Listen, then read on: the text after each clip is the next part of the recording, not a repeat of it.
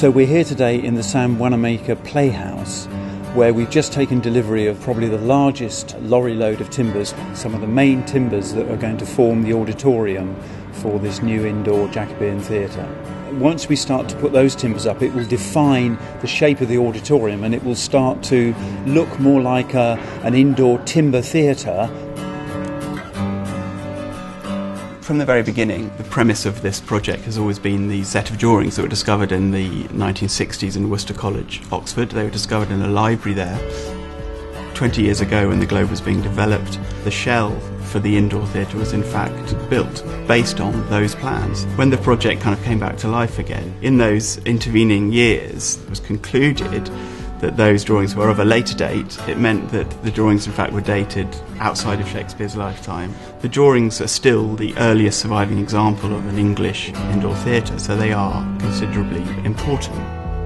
The conclusion really was that they were probably very early stage drawings, which means their kind of presentation concept plans rather than buildable construction drawings. One of the most significant points really that came out of that led to quite a change in the plan was the conclusion that the gallery could never have really been built in that time as curved. So the drawing here shows the curved gallery. This is the original 1668 drawing, and this is where we are today, which shows a faceted plan, which is much more likely how they would have built it.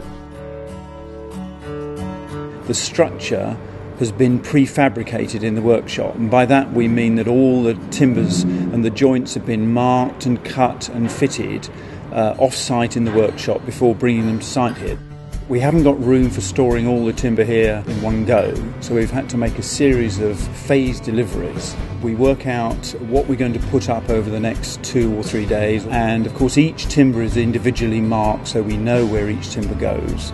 We tend to use a discrete method of marking, so very often we're marking inside joints rather than on a visible surface. We do have historic examples of cutting their Roman numerals inside a joint.